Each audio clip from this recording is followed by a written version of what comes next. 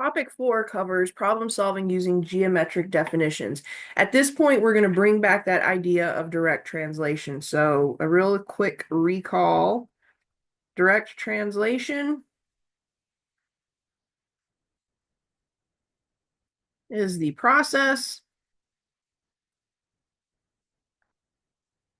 of converting words to math. Again, I've said this every time I bring up this definition. This is a very informal definition, but you're just basically taking the English language and converting it into the language of math. And remember, the goal is to assign a variable to the unknown quantity.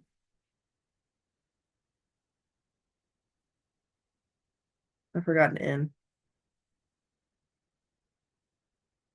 Okay, so we have to go back to that idea of direct translation. We're literally going to have to convert the words to math. We're going to have to assign variables. We're going to have to build things off of that variable, but we've done it a good bit now, so we should be kind of like old pros at it. All right, some definitions that we now need to know because these definitions are going to be a big part of this direct translation that we're going to take part in shortly. So the first, it's not really a definition, it's more a fact, but the three angles of a triangle have a sum of 180 degrees. So if you have a triangle, again, you have to pretend I'm an artist, which I am so very much not. But the three angles of a triangle, let's say we have angle A, B, and C, those three angles of a triangle have to have a sum of 180. So if you have a word problem where you're talking about the different angles of a triangle, you're going to assign a variable, you're going to build the other angles based on that variable, and then you're going to add them and set them equal to 180. So A plus B plus C must equal 180 degrees. So that's the first definition or the first fact. The second definition might be new to you. We have these things called complementary angles. Complementary angles are any two angles whose sum is 90 degrees. Okay? And then the second definition, we have supplementary angles, which again might be new to you. Supplementary angles are any two angles whose sum is 180 degrees. So I had a student years ago, coolest kid ever, and he had a tutor or something in the past that taught him an easy way to remember complementary is 90, supplementary is 180. He told me that you can easily turn a C into a 90 and you can turn an S into a 180. So that's how he remembered there's that secret C in the 9, which is really 90. And then there's that secret S in 180. So that's how you can remember complementary and supplementary angles. Okay. Now, example 4 says solve each problem, include an equation and units with the final answer. This is another situation where if you play around with the numbers enough, you could potentially find an answer by accident, but you're in an algebra class, your algebra teacher wants to check your algebra. So we want to see that equation. All right, so for part A, let's see what's happening here. Part A says find three angles of a triangle. So we're going to do that, the three angles add up to 180. So find three angles of a triangle so that the middle angle is 36 degrees more than the smallest angle, and the largest angle is 4 more than 5 times the smallest angle. Whoa, there's a lot going on there. So I like to set these up just kind of first in words, then algebra, then I check. Okay. So let's go ahead and start with the small angle, the middle angle, and the large angle. I know I have to add these three angles up and they have to have a sum of 180. Okay. Now what we need to do is we need to go back to that problem and we need to decide which of these three angles we know nothing about. So we're told something about the middle angle. The middle angle is 36 degrees more than the smallest angle. So we have a hint about the middle angle. It's not going to be the variable. We're then told that the largest angle is 4 more than 5 times the smallest angle. So we know something about the largest angle. We know nothing now technically about the smallest angle. So I'm going to tell the smallest angle that it is now x.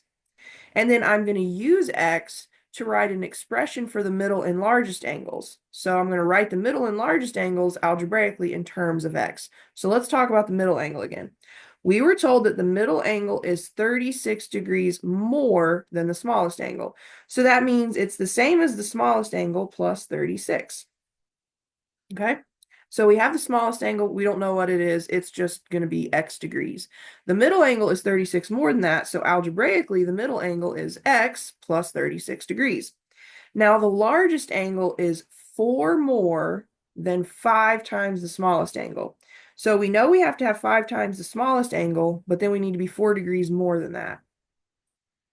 So when you're doing this direct translation, you need to assign the variable to what you know nothing about. So assign it to the completely unknown quantity, and then build all of the other quantities in terms of that variable. And now what I can do is if I take this column that contains algebra, if I combine like terms here, I have an equation that I can solve.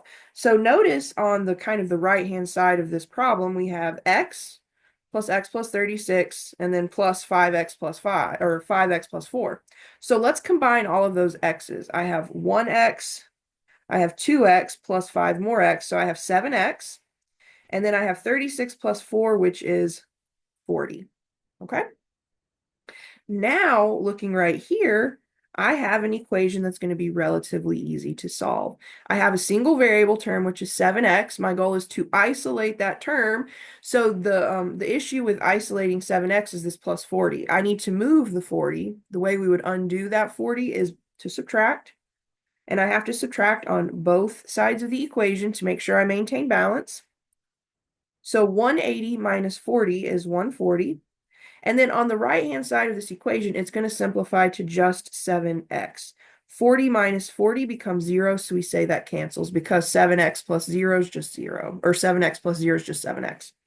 Now I want to divide both sides by 7. That will undo the multiplication of the 7 and the x. 7 divided by 7 is just 1. 1 times x is x. And then you can use your calculator for this, or you can just kind of intuit. 14 divided by 7 is 2, but we're doing 140 divided by 7, which is going to be 20. If you need to use your calculator, use your calculator, but you'll get 20 degrees here. You're not done. So oftentimes when you have a word problem, when you solve for the variable, you're not quite done. You have to then take that value, plug it into those other expressions to get the other values. So let's do some checking here. I know that x is 20 degrees. Okay, that's what we solve for. I know that the middle angle is x, which is 20 plus 36. So that tells me the middle angle is 20 plus 36 is 56.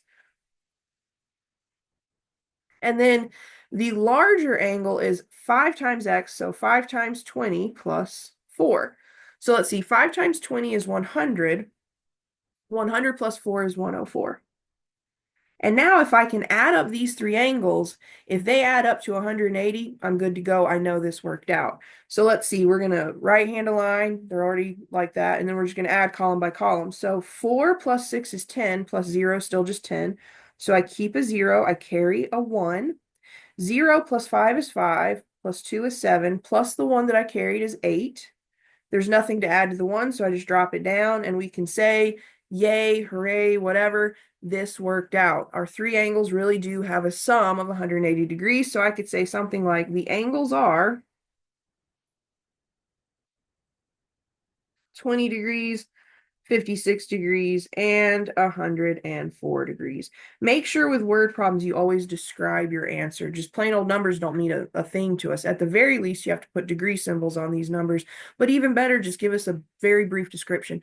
The three angles are. That's all it takes, just a couple of seconds to write out some description for your answer. Okay? Part B, it says find two complementary angles so that the measure of the larger angle is 18 more than twice the smaller angle. So we're dealing with complementary angles. If we scroll up just a bit, we can see here that complementary angles are any two angles that have a sum of 90 degrees. And remember, we can turn that C into a 90, so that's how we can remember complementary goes with 90 degrees. All right, so we have two angles here. We have a smaller angle and a larger angle. And because these two angles are complementary, they're going to have a sum of 90 degrees. Okay? So now we need to go and do the direct translation part. We need to assign a variable to the unknown value here. So going back to the problem, it says the larger angle is 18 degrees more than twice the smaller angle. That tells me that I know something about the larger angle. I don't know anything about the smaller angle. So I'm going to go ahead and assign my variable x to the smaller angle. Okay. And now I'm going to use that x to write an expression for the larger angle. So we know the larger angle is 18 degrees more. That means eventually we're going to do plus 18. And it's 18 degrees more than twice the smaller angle. Well, twice the smaller angle is just 2 times the smaller angle. So I know the larger angle is at least 2x, but then I have to take into account that 18 more. So it's going to be 2x plus 18. Okay. Now, if I can combine the algebra here, because really it's just x plus 2x plus 8, if I can combine like terms, I have an equation that I can solve. So the x plus 2x is 3x. And then there's nothing to combine with the 18, so I just bring down plus 18. And now right here, we have an equation that's fairly easy to solve. Okay, I've got a single variable term, 3x. I want to isolate it. To isolate it, we undo what has happened to it. The issue here is plus 18. I undo addition with subtraction. So I want to subtract 18 from both sides. All right, let's see, 90 minus 18 is going to be what, 72? And then the right-hand side of this equation is going to simplify down to just 3x because 18 minus 18 is 0. 3x plus 0 is just 3x. We say those 18s cancel. Now, I need to undo the multiplication of the 3 and the x. We undo multiplication using division. So I divide both sides by 3. On the right-hand side, 3 divided by 3 is just 1. 1 times x is x, so we say the 3's cancel. 72 divided by 3 is 24. You could certainly use your calculator if you need to there. So now let's go ahead and check our work. We know that the smaller angle is just 24 degrees. We solved and found that. We also know that the larger angle is 2 times x, so it's going to be 2 times 24 plus 18. So it's going to be, let's see, let's go ahead and use our calculator. We take 2 times 24, and then we add 18. So we get 66 degrees. And now let's just make sure 24 plus 60 really does equal 90. If so, we're checked out, we're good to go. So let's see, 4 plus 6 is 10, so I keep a 0, I carry a 1. 6 plus 2 is 8, plus the 1 that we carried is 9. There we go, everything checks out. And we need to just describe the answer. We could say the angles are, whoops, got a little crazy with my 2 there. The angles are 24 degrees and 66 degrees. So just a very quick, brief description of your answer. Okay. Last up here, part C, it says find the measure of 2 supplementary angles such that the measure of the first angle is 4 times the measure of the second angle. Okay, so let's go up and remind ourselves what are supplementary angles? Well, supplementary angles right here are any two angles whose sum is 180. Remember, you can take an S and you can convert it to a 180 according to my previous student. Okay, so we have these two angles. In this case, they're just called the first and the second angle, not the smaller and the larger or anything like that. So we're going to take the first plus the second, and we know that when we add them, they have to equal 180 because we're told they're supplementary angles. So now we want to go back to the body of the word problem, and we want to see if we have a hint about one of these two angles. Whichever angle we don't have a hint about is the angle we know nothing about. That's the angle that's going to get the variable.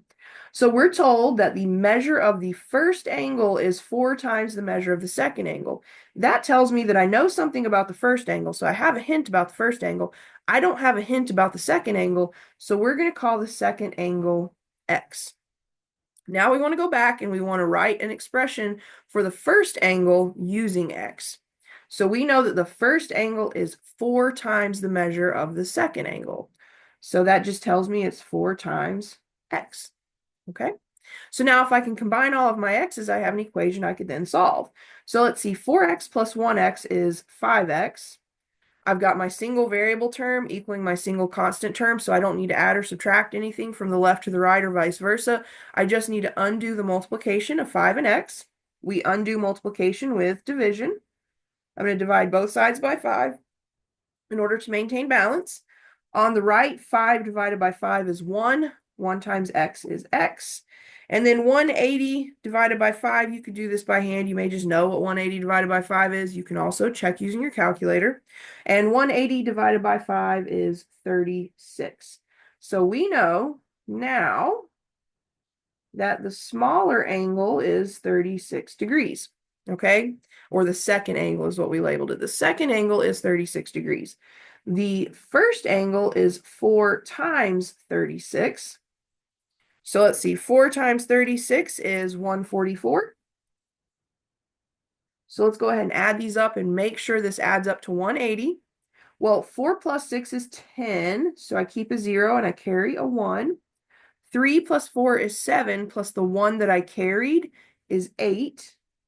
And then there's nothing to add to the 1, so I drop it down, and we can say these two angles really do add up to 180. They really are supplements of one another. So we would say the angles are 36 degrees and 144 degrees. Make sure in some way you describe your final answer. Okay, so as far as problem solving with geometry goes, we looked at area and perimeter. Remember, perimeter is measured in linear units, area is measured in square units. We also talked about circles. That's where we incorporated pi all of a sudden. So remember how to use pi. Remember, pi is an irrational number that never terminates, it never repeats. So frequently in math, we'll use an estimate for pi. Oftentimes it's 3.14, or we could use the 22/7 estimate. We also talked about volume. Remember, volume is measured in cubic units. And then we got back to our problem solving roots with direct translation, and we talked about angles. So get some practice with all this. Make sure you are really getting kind of confident with your direct translation skills. All right.